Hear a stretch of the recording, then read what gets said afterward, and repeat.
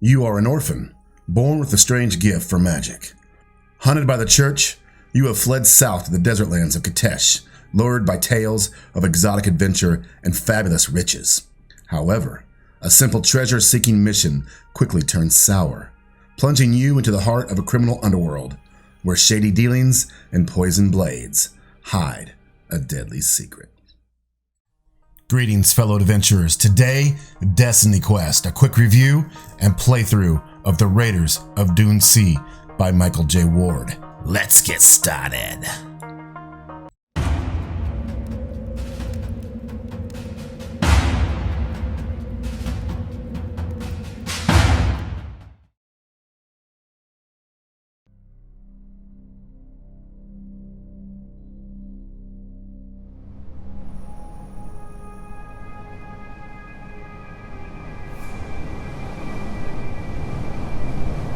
A hot wind blasts through the ragtag town, throwing up sand and dirt into the air. Your horse whickers, skittering away as you struggle to tighten the saddle straps. Once again, you find yourself questioning Sana's decision to leave. "We could wait for this storm to blow itself out," you shout over the howling gale. "A few hours won't hurt us, though I'd prefer another good night with a roof over my head." Sana is oddly silent as she secures her pack and belongings to her mount. "Orders are orders," grunts Harmon with a shrug, his slumped demeanor suggesting he is less than enamored with the decision. "Maybe we'll outpace it." He pulls a handkerchief over his nose, then drags himself into the saddle. Both Sana and Harmon have been like family to you, ever since you met the company of mercenaries on the road, back when you were on the run, all those years ago. They never needed to take you on, but they did. There was 15 in the company then, all hardened warriors, their scars and injuries telling numerous tales of battle and daring escapades. Sana was their leader and always had been, commanding her men through respect earned in battle and a shrewd mind for finding work and keeping the company solvent. She took some pity on your situation, ragged and desperate as you were, so agreed to give you a chance. The mundane tasks were all yours: mending tack, repairing shirts, cleaning food dishes, picking rocks from hooves. Not a glamorous profession, but you were happy to feel a part of something at last, and to have a bed and supper to look forward to every evening. Harmon was the first to take a shine to you, started training you with the sword and dagger. You discovered quite quickly that you had an aptitude for it, and even magic, although you were still fearful of exploring that side of yourself after what happened at the church. The company's mage, Hastings, believed you had great potential, but you often shied away from his lessons and failed to practice as often as you should, preferring to spar and train with real weapons.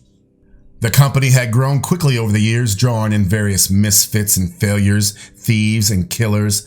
Some of the old guard were wary of the new, believing they lacked the discipline and honor that they themselves strived to uphold, even as a bunch of sellswords. Unfortunately, Sana seemed indifferent to the complaints and grumblings of her advisors, and argued that strength of numbers was essential for securing the high-priced contracts. The work was not to everyone's tastes, got real bloody at times, yet the money and the pleasures that it bought could ease a conscience. The grumbles never went away, however, and many of Sana's most trusted men left the company, Hastings included. Harmon threatened the same, but you knew he would never leave. Him and Sana had been together since the start. They were blood brothers, they would often joke, and as long as both were in your world, you were happy and content. Then came the betrayal. Happened in the city of Kiln, and that's where things went bad quick. Should have been an easy job for a band of thugs to steal into a man's estate, rich and powerful with ties to the criminal elite, and get him to sign a confession. Of course, he weren't gonna do that willingly. So a few threats and beatings, a knife held to his wife's and kids' throats, was probably all the incentive he needed. But someone had tipped him off. The estate was teeming with guards. The company got ambushed, and it was a bloodbath. You were lucky to have escaped, and you owe Harmon for that, for saving your life and getting you out to safety. When you regrouped later, there was only Sana and one other company member alive, Pernick. There may have been others, but in the chaos, it was every man for himself. And so you have traveled south, as far south as the land will take you, away from the cities and the towns where there is a steep price for your heads, especially Sana, the Outlaw Queen. She kind of liked that name, truth be told, and you liked her new look too. The brown locks of hair were all shorn away to leave her shaven head reborn, she said, with a hint of bitterness. Life on the road was never easy. Pernick had perished in an attack by goblins, a poisoned arrow, and there was no bringing him back. So that had left the three of you, an odd family, but a family all the same. Headed now for the desert lands of Katesh to start a new life. Think of tomorrow instead of just today, Harmon was always saying. Live for the future. If this is what the future looked like, you were not so sure it was a good thing. The wind continues to pummel you with its fists, the stinging dust coating every inch of you, scratching at your eyes, your nose, your hair, mouth. You quickly perform the last check of your gear, eager now to get going and leave this whirling maelstrom behind.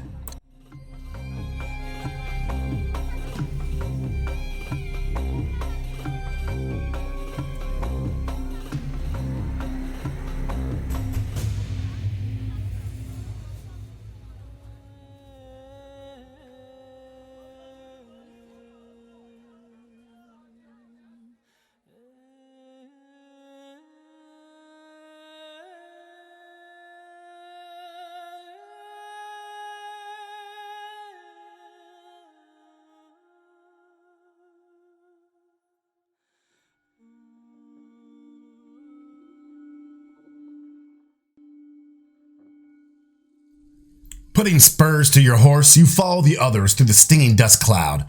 The low-slung buildings of the town waver like shadows, then finally give way to open country.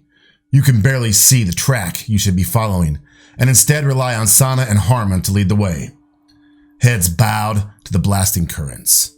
As Harmon predicted, the storm is soon at your back, and ahead of you, the wild country sweeps away into weathered hills, wind pushing through the tall, scraggly grass.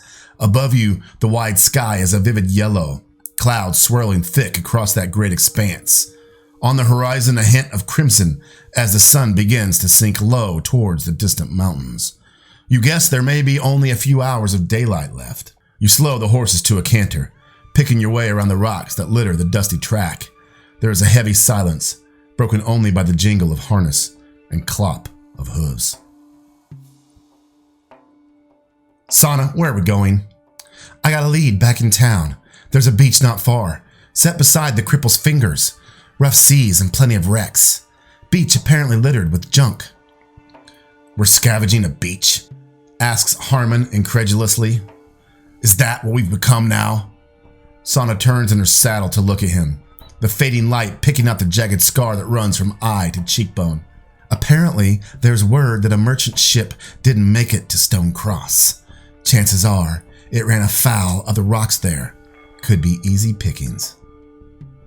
But why the rush? Asks Harmon, his eyes shifting to the darkening skies.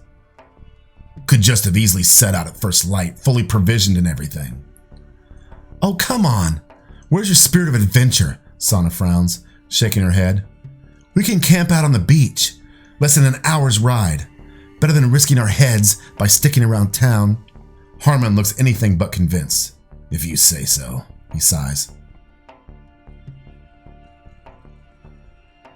The land rises steeply, taking you up into boulder-strewn hills. You pass a rundown shack, the roof fallen in and the door off its hinges. A rusty knife is stuck in one of the panels. Riding onwards, you pass what remains of another, burnt to just a few blackened posts. Sana doesn't slow, keeping her attention focused on the winding track. A little further on, and you catch the scent of wood smoke. The sides of the tracks have become walls of dusty rock, rising high in ribbed formations. Sana's hand drops to the handle of her blade. You slow your horse, warily eyeing the tops of the canyon, expecting an ambush. You round a corner to find that the rock walls have opened out into a round basin. A number of tents are set up amongst the ruins of a stone building. A fire crackles at the center of the camp, sending a column of smoke rising up through the dusty air. There must be a dozen men in all, some around the fire and others hugging the lengthening shadows. You hear laughter and spirited talk, the clinking of bottles. A group of already moved to block your way. Sana reins in her horse, eyeing up the welcoming committee with a scowl. One of the men, a big, hulking fellow in a thick sheepskin coat, steps forward, fingers tucked into his sword belt. He has a bright red shock, a beard, and tattoos painted across his bald scalp. You assume he is the bandit leader. Behind him, another 4 men take up positions with swords drawn. They sway a little with drink. One still has a bottle held loosely in one hand. Guess they weren't expecting guests at this late hour. "You're blocking our way," says Sana, cutting right to the chase. "Care to remove yourselves before one of you gets hurt?" The red beard makes a show of rocking back on his heels, play-acting his surprise. There are some nervous chuckles from his men. Well, we do love a spirited lady." "I ain't no lady." "And I ain't no fool. Allow me to introduce myself. Name's Red Dawson. Maybe's you heard of me." Sana is quick to shake her head. You glance at Harmon, who blows out his cheeks and shrugs his shoulder. Dawson grumbles something into his beard. "In that case, you won't knows I'm the decent sort then. Like to avoid bloodshed if I can, and keep things honest." A few more men have broken away from the camp and are sauntering over. From their mean expressions and readiness to draw blades, you suspect that avoiding bloodshed is the last thing on their minds. One of them suddenly stops dead in his tracks. "Sana?" You look closer at the man, a thin and ragged figure with greasy locks of hair hanging across a weasel-like face. "Merrick," says Sana with no hint of gladness. He was one of Sana's old guard, a veteran of the company, and who left shortly before things went bad. Sana had always wondered if he had been behind the betrayal. However, there is no sign of guilt or wariness in the man's widening grin. He looks around at the men. "This is Sana. She's the one I told you about. The real deal." "A pleasure," scowls Dawson. "How have you been, Sana?" Merrick is still grinning like a fool. "Where's the others?" He glances around as if 20 or so men might suddenly appear from behind the rocks. "Dead. Now can we dispense with this nonsense and all move along?" Dawson clicks his fingers. "Exactly. A woman who speaks her mind. Now, like I said, I'm a reasonable man. So call it 10 shiny coins, whatever you're packing. Valerian gold, southern silver, we ain't fussed around here. 10 coins each is the price for this road. Then you can go about your merry business." Sana makes a sign to you and Harmon, a swift motion with her hand, fingers rubbing along the sides of her cheek. Yourself and Harmon read it immediately. A signal to get ready to ride. Sana evidently plans on charging through the gathered men, and based on their drunken swaying and lack of firearms, it could just work. To your surprise, however, Harmon speaks up. "Very well then, let's just pay up and be done with it," he grumbles. "I'm tired and not interested in more fighting tonight." Sana shoots him a look that could strip bark. "Real desperate to part with that money of yours, Harm." The warrior holds her gaze. "Look, I just don't want any trouble, all right?" You surprise everyone, Sana included, by drawing your blade and setting spurs to your horse. With a holler, you ride straight at Red Dawson, who is forced to stumble out of your way. An incredulous expression of shock on his face. One of his men tries to slash you with his sword, but his aim is clumsy, no doubt a combination of drink and his desire not to be trampled over. You deflect the attack easily and break through, galloping away at breakneck speed. A quick glance over your shoulder confirms that Sana and Harmon are in close pursuit, leaving Dawson's men flailing around in a cloud of dust. You hear Dawson shouting something, no doubt spitting with rage, but the words are lost amidst the thunder of hooves and the pounding of blood in your ears. You ride hard for a good mile or more before you rein in and look back along the track. Your heightened elevation gives a good view of the track stretching behind you. Even in the fading light, there appears to be no sign of pursuit, although some gut instinct tells you that it's probably not the last you've seen of Red Dawson and his men.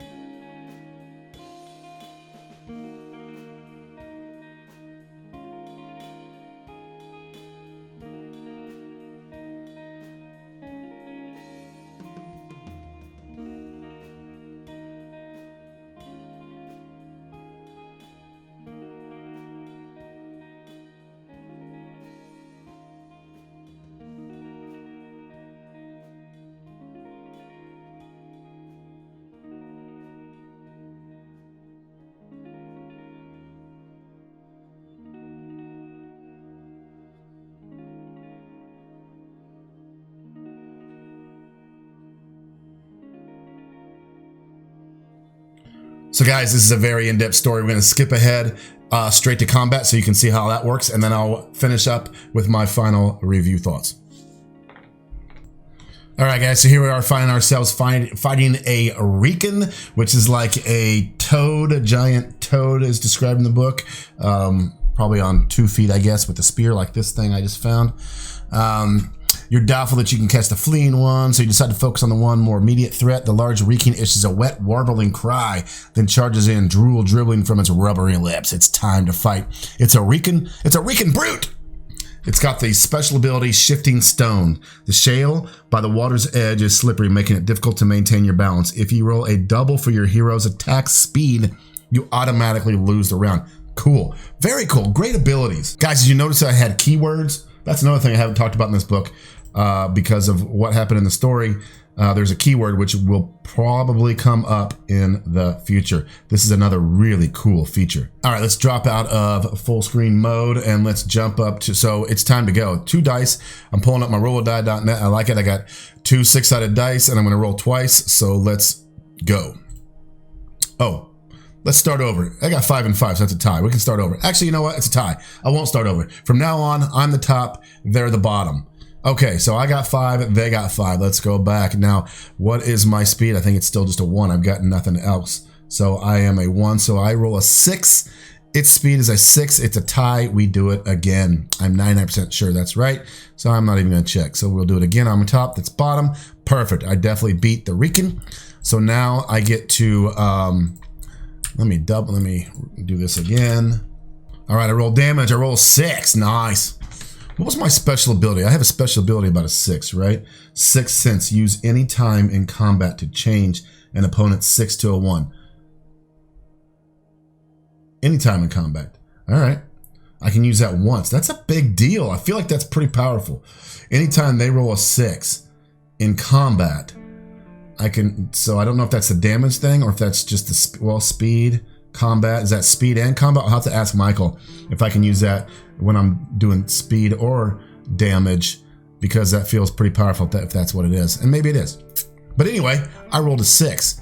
This old toad's got 18. So let me just put him down to 12.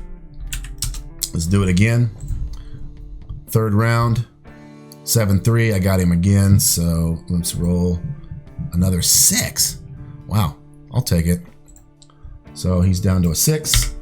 Let's try again. Okay, he's got me. I've also haven't been checking his armor, so I'll do that here in a second. He does a 3 for me, but I have 1 armor, which means he just did 2. So I'll take 28 damage. I've also forgot about the Shifting Sands. Uh-oh. If you roll a double for your hero's attack speed. Haven't done that yet, I don't believe. Just remembered. Poop. He does have 1 armor, so he's only taken 10 damage, not 12. So we'll put him back at 8. Roll again. Oh man, he kicked my butt on that one. Oh wait, I got doubles. Automatic lose anyway, so there's doubles. And he does 3, which is 2.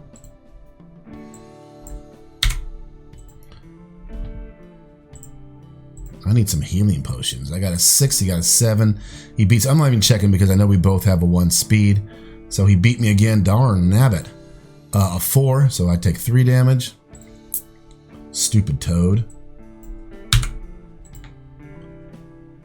Tarnation. Ugh. I'm gonna make that a 1. I'm gonna use my 6th Sense MO. Make that a 1. That's a modifier. Use any time in combat. I wonder if this is any one time. That would make sense if I could use it once. Okay, it's a modifier. It doesn't say it only once, but I'm guessing it's only once per combat. But maybe not. We'll keep going. This is getting ridiculous. This frog is kicking my butt. There's a tie. Luckily, that's not a double, so I don't automatically lose. Fine. Oh, I lose doubles because of his Shifting Sands. Man, I would have had him right there, so I take 1 damage.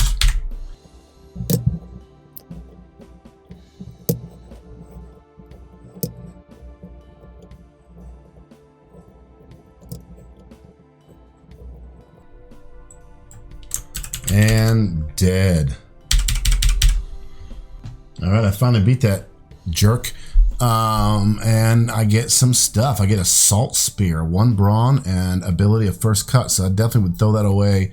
I would throw my sword away for that. I don't know what first cut is, but it's an ability and it sounds cool. So guys, that's it for the playthrough for today. Review-wise, I'm really ecstatic about this game. I want to get into it more. I want to play it more. I want to play it with you on Twitch. So look for that video. Look for more information about that. Classic Role Player on Twitch.